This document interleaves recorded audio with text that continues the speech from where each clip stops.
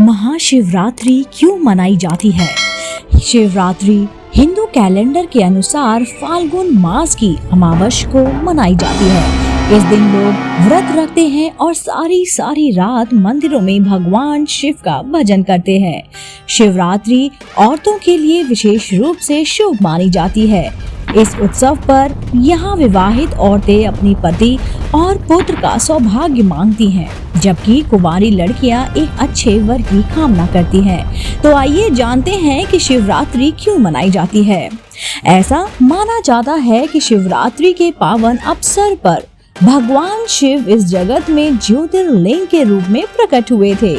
इस संबंध में एक पौराणिक कथा भी है। भगवान विष्णु की नाभि से उत्पन्न हुए कमल से ब्रह्मा जी प्रकट हुए।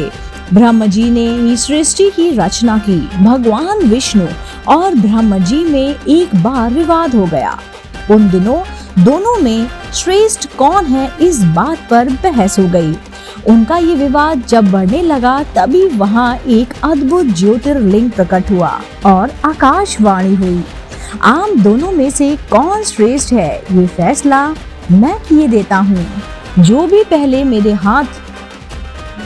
भी सबसे पहले मेरे दोनों छोर तक पहुँच जाएगा वही इस दुनिया में सबसे सर्वश्रेष्ठ कहलाया जाएगा।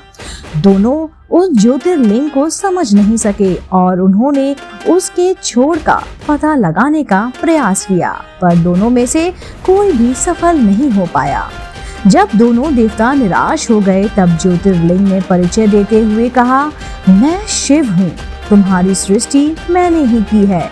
तब विष्णु तथा ब्रह्मा ने शिव की महंतता स्वीकार किया और उसी दिन से शिवलिंग की पूजा की जाने लगी। एक मान्यता यह भी है कि फाल्गुन मास की कृष्ण पक्ष की चतुर्थी को ही शिव पार्वती का विवाह हुआ था, इसलिए शिवरात्रि का पर्व इसलिए मनाया जाता है। मास की कृष्ण पक्ष की चतुर्दशी शिवरात्रि कहलाती है, लेकिन फाल्गुन मास की कृष्ण पक्ष की चतुर्दशी महाशिवरात्रि कही गई है।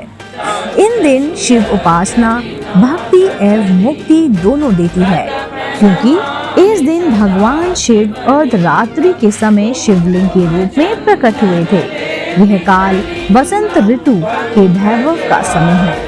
ऋतु परिवर्तन के साथ मन का उल्लास एवं उमंगों से भरा होता है। यही काल कामदेव के विकास का भी है, लेकिन मनुष्य की कामुक भावना पर नियंत्रण प्रभु की आराधना से ही संभव है। भगवान शिव तो स्वयं काम रहित है, अतः इस समय उनकी आराधना ही सर्वश्रेष्ठ है। महाशिवरात्रि के दिन शिवलिंग को दूध, पानी और शहद से नहलाया जाता है।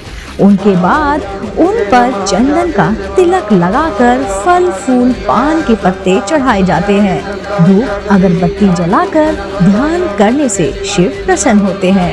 हर हर महादेव।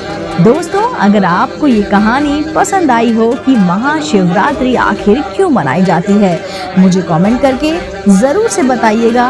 और अगर आप भी शिव भक्त हैं तो मुझे कमेंट में जरूर लिखिए हर हर महादेव।